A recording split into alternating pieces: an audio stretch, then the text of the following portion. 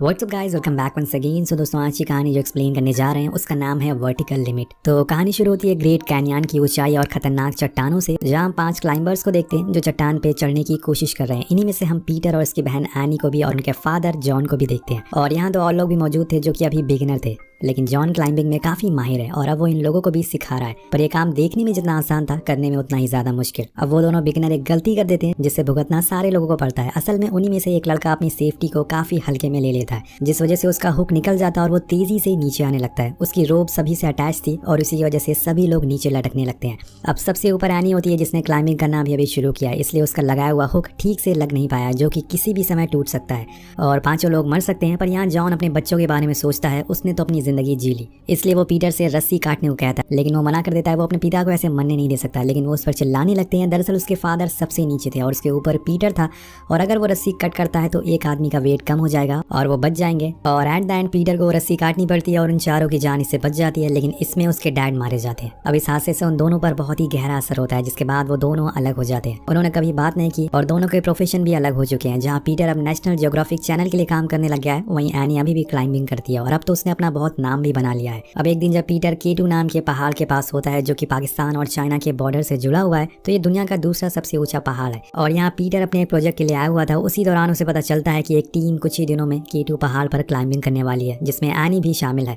तो वो उसे जाने से पहले उसे मिलना चाहता था, जिसके लिए वो बेस कैंप पर जाता है, जहाँ पे हम एनी को देखते हैं। लेकिन वो अपने भाई को देखकर कुछ खास खुश नहीं होती, क्योंकि वो अभी भी यही मानती है कि 3 साल पहले उसके डैड बच सकते थे अगर उसके भाई ने रस्सी ना काटी होती। पीटर उस दिन के बाद आज तक हर रोज उससे माफी मांगता आ रहा है, लेकिन अभी भी कुछ नहीं बदला है। वेल, पीटर उसकी सक्सेस के लिए उसे कांग्रेचुलेट करता है, जिसके बाद दोनों में थोड़ी बातें होती है और हमें पता चलता है कि उसे एक टीम को गाइड करना है, जो कि आर्थर नाम के मिलियनर ने बनाई है। वो भी इस मिशन में हमारे साथ जा रहा है, जिसके लिए मुझे ठीक ठाक पैसे भी मिलेंगे। वहीं दूसरी तरफ हम एक बूढ़े आदमी को देखते हैं जो कि उसी पर्वत के नीचे रहता है। उसका एक झोपड़ा है और यहीं पर हम एक लेडी की फोटो भी देखते हैं। अब ये कौन है और वो यहाँ क्यों रह रहा है, ये आपको आगे पता चलेगा। अब कुछ ही देर में आर्थर उस बेस कैंप पर लैंड करता है और उसके साथ वहाँ बहुत से मीडिया वाले भी मौजूद थे, जो इनके सारे मूवमेंट को रिकॉर्ड करेंगे। उस रात आर्थर सबको एक पार्टी देता है, जिसमें वो अनाउंस करता है कि मैंने कुछ दिनों पहले एक एयरलाइन बाई करी है, जिसकी पहली फ्लाइट 3 दिन बाद K2 पहाड़ के ऊपर से गुजरेगी।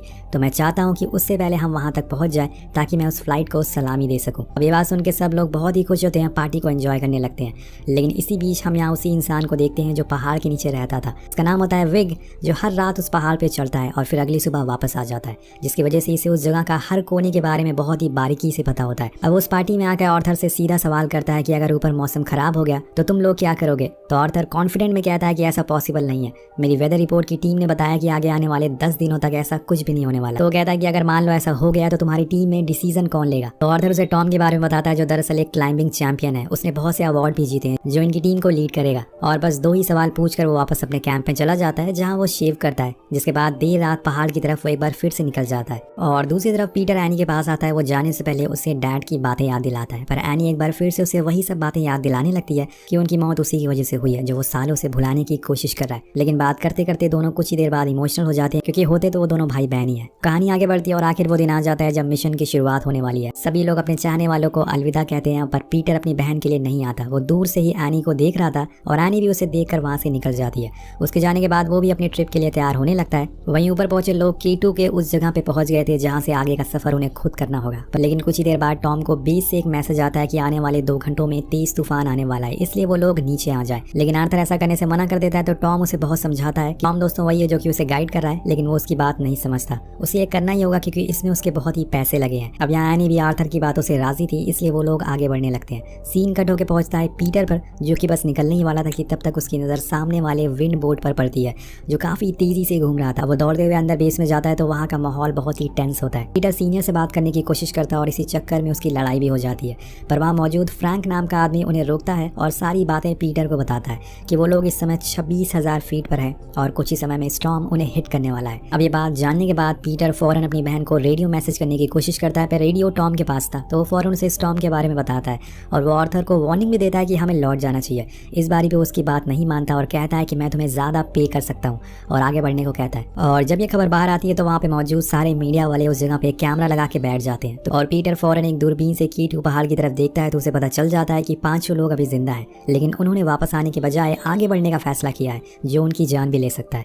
अब इसी तरह से 1 घंटा बीत जाता है, 5 लोग आगे बढ़ते रहते हैं, लेकिन कुछ ही देर बाद उन्हें अंदाजा हो जाता है कि उन्हें टॉम की बात मान लेनी चाहिए। लेकिन उन्होंने आर्थर को सुना जिसकी गलती अब उन्हें भुगतना पड़ेगी। धीरे धीरे करके तूफान का असर होना शुरू हो जाता है, जिसके साथ तेज बर्फ भी इनकी तरफ आने लगती है।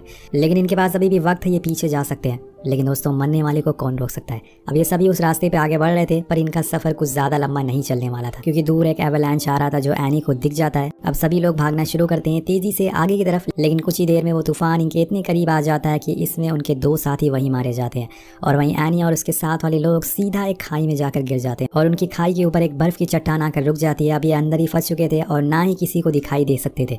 अब इस हादसे की वजह से इन तीनों का बेस से कॉन्टैक्ट भी टूट जाता है, जिससे पीटर समझ जाता है कि अब कुछ बहुत ही बुरा हुआ है। सारे लोग उन्हें कांटेक्ट करने की कोशिश करते हैं, पर वहां से कोई भी आवाज नहीं आ रही थी। अब पूरे बेस पर सभी लोग उदास और परेशान थे, लेकिन तभी पीटर को एक आइडिया आता है। वो अपने डैड की सिखाई हुई मॉर्स कोड का इस्तेमाल करता है और ये कोड लैंग्वेज एनी को भी आती थी, जिसकी मदद से वो पीटर से कांटेक्ट कर पाती है और वो जिंदा थी। ये जानकर सभी लोग बहुत ही खुश होते हैं। वो बताती है कि मैं, आर्थर, टॉम तीनों बचे हुए हैं, तीनों जिंदा हैं, पर टॉम बहुत ही चोटिल हो चुका है, इसलिए जितनी जल्दी हो सके हम लोगों को रेस्क्यू कर लो।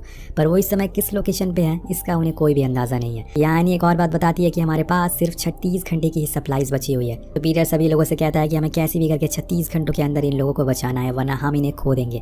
यहाँ वो अपनी बहन के लिए एक बार फिर से क्लाइंबिंग करने के लिए राजी हो जाता है। उसके साथ एक और आदमी भी राजी हो जाता है जाने के लिए, पर वो उसे पूछता है कि हम K2 तक पहुंच तो जाएंगे, लेकिन ये कैसे पता लगाएंगे कि वो तीनों लोग किस पहाड़ के नीचे दबे हुए हैं। तो पीटर वहाँ से सीधा पाकिस्तान आर्मी बेस पर जाता है, जहाँ पे उसकी मदद मेजर करते हैं, जो उसे कुछ बॉम्ब्स देते हैं जो खास बर्फ को हटाने के लिए इस्तेमाल किया जाता है। लेकिन ये बहुत ही खतरनाक है, इसमें बहुत ही होशियारी से इस्तेमाल करना पड़ेगा और यहाँ हम उसका एग्जाम्पल भी देख पाते हैं। अब मदद के लिए पीटर उनका शुक्रिया करता है, पर उसके पास सिर्फ 2 ही लोग थे। उसे ये काम करने के लिए और भी लोगों की जरूरत पड़ेगी। वो एक बार फिर से बेस जाता है वहाँ के लोगों से मदद मांगने कि क्या कोई उसके साथ जाने को तैयार है, पर कोई भी आगे नहीं आता। और तब आर्थर का मैनेजर आकर अनाउंस करता है कि जो भी आर्थर और उसकी टीम को बचा कर लाएगा उसे वो 50 लाख देगा।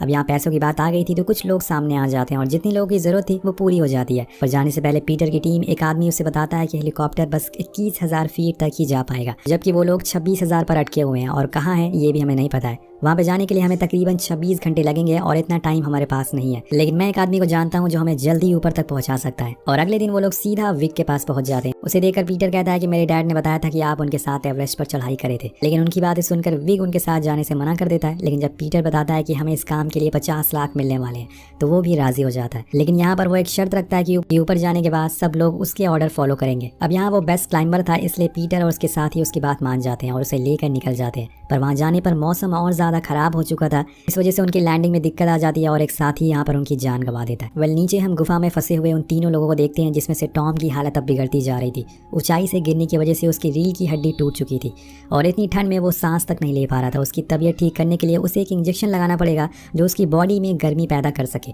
और वो इंजेक्शन उनके पास मौजूद भी है। पर आर्थर एनी को ऐसा करने से मना करता है क्योंकि वो चाहता है कि इंजेक्शन उनके लिए काम आए। अब टॉम तो वैसे भी मरने वाला है, लेकिन एनी नहीं मानती और वो इंजेक्शन उसे लगा देती है। कुछ देर बाद एनी की भी तबीयत खराब होना शुरू हो जाती है ठंड की वजह से, लेकिन अब इनके पास इंजेक्शन की कमी है।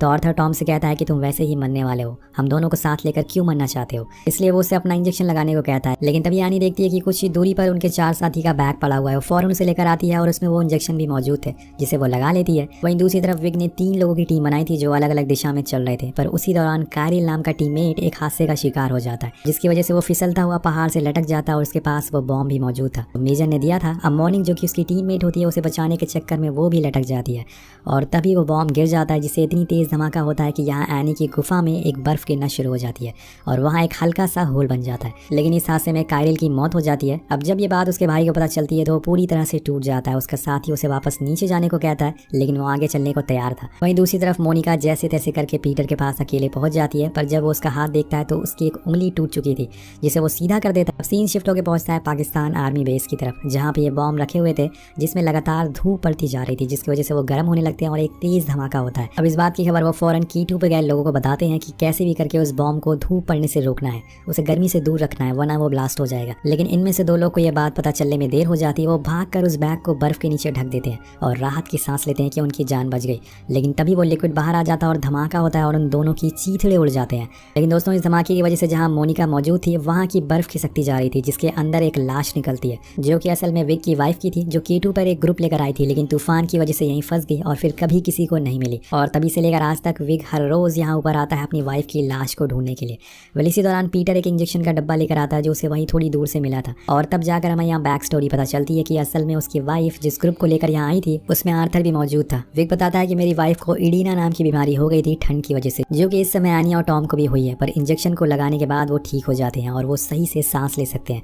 पर आर्थर ने उसकी वाइफ से इंजेक्शन छीन लिया और खुद यूज करता रहा, जिसकी वजह से उसकी वाइफ की मौत हो गई। और विग कहता है कि मैं अपनी वाइफ का बदला आर्थर से लेकर रहूंगा। अब कुछ देर बाद हम एनी को देखते हैं जो पीटर से रेडियो पर बात कर पा रही थी, क्योंकि इन दोनों की डिस्टेंस अब काफी कम हो चुकी थी। पीटर कहता है कि हम बस 5 घंटे में तुम्हारे पास होंगे, लेकिन एनी उसे वापस जाने को कहती है क्योंकि उन लोगों की तबीयत बहुत ही खराब हो चुकी है, वो बस 2 घंटे ही सरवाइव कर पाएंगे। अब उन दोनों की बातें रेडियो पर मोनिका भी सुन रही थी और बात करते हुए एनी की आंख लग जाती है। तब हम देखते हैं कि आर्थर बची हुई एक इंजेक्शन खुद को लगा लेता है और दूसरी में हवा भरकर वो टॉम को लगा देता है, जिससे कि उसकी वही मौत हो जाती है। तो आर्थर ने यहाँ अपना असली रूप दिखा दिया था। अब जब एनी की आंख खोलती है तो वो समझ जाती है कि यहाँ पर क्या हुआ है, जिसके बाद उन दोनों में लड़ाई होना शुरू हो जाती है, जिससे वहाँ की बर्फ और खिसक जाती है और वो होल और ज़्यादा बड़ा हो जाता है और वहाँ से अब रोशनी अंदर आने लगी थी। अब नेक्स्ट मॉर्निंग जब विग उठता है तो वो देखता है कि मोनिका और पीटर नहीं है। दरअसल वो लोग पहले ही वहाँ से निकल चुके थे, क्योंकि अब इनके पास वक्त बहुत ही कम था। इधर आर्थर लड़ाई को रोकता है और कहता है कि मेरे पास एक आइडिया है। वो टॉम का खून एक प्लास्टिक में निकाल लेता है और फिर अपनी स्टिक की मदद से उसे होल से बाहर कर देता है और फिर एक फ्लेयर शॉट करता है, जिससे वहाँ खून चारों तरफ फैल जाता है ताकि दूसरे लोगों को पता चल सके कि वो किस जगह फंसे हुए हैं। अब पीटर और मोनिका को दूर से ही वो जगह दिख जाती है और वो फौरन वहाँ पहुँचते हैं और नीचे वार्निंग का सिग्नल दे देते हैं कि धमाका होने वाला है, जिसके लिए एनी और आर्थर को तैयार रहना होगा। कुछ ही देर में ब्लास्ट होता है, जिसकी वजह से पूरी गुफा विजिबल हो जाती है और यहाँ हम पीटर और एनी को देख पाते हैं, लेकिन यहाँ पर एनी होश में नहीं थी तो आर्थर उसे रस्सी से बांध देता है, जिसके बाद वो लोग उसे ऊपर खींचने लगते हैं, लेकिन ठंड के मारे वो उसे खींच नहीं पाता और वो भी फिसल कर नीचे जाने लगता है। लेकिन तभी वहाँ पर विग पहुंच जाता है जो पीटर को बचा लेता है। वो एनी को नीचे रहने को कहता है और खुद नीचे जाने लगता है। उसे नीचे आता हुआ देखकर आर्थर कुल्हाड़ी लेता है तो उसे लगता है कि वो उसे मारने आया है, पर वो ऐसा करता नहीं। वो उसे खुद से बांध लेता है और फिर ऊपर करने को कहता है, पर जैसे ही वो ऊपर जाने लगता है एक बर्फ का टुकड़ा आकर आर्थर पर गिर जाता है, जिससे वो लटक जाता है। अब यहाँ एक बार फिर से वही सीन आ जाता है जो कहानी की शुरुआत में था। चारों लोग एक ही रस्सी पर लटके हुए हैं और उसके डैड की जगह आज वहाँ पर विग मौजूद है। अब यहाँ दोस्तों विग भी वही करता है जो कि पीटर के डैड ने किया था, क्योंकि ये रस्सी इतनी लोगों की जान नहीं बचा सकती, इसलिए वो उस रस्सी को काट देता है और वो और आर्थर सीधा नीचे खाई में गिर जाते हैं और उनकी मौत हो जाती है। अब सीन शिफ्ट होकर पहुंचता है बेस कैंप पर, जहाँ पर पीटर अपनी बहन से कहता है कि आज अगर हमारे डैड जिंदा होते तो उन्हें तुम पर प्राउड होता। अब आखिर में पीटर जो भी लोग इस मिशन पे गए थे और उनकी जान चली गई उनकी फोटोज एक जगह याद के लिए लगा देता है, ताकि हमेशा लोग इन्हें याद करते रहे। और इसी के साथ ये कहानी खत्म हो जाती है। तो आपको ये कहानी कैसी लगी नीचे कमेंट करके जरूर बताएगा। इस वीडियो में एम करते हैं 300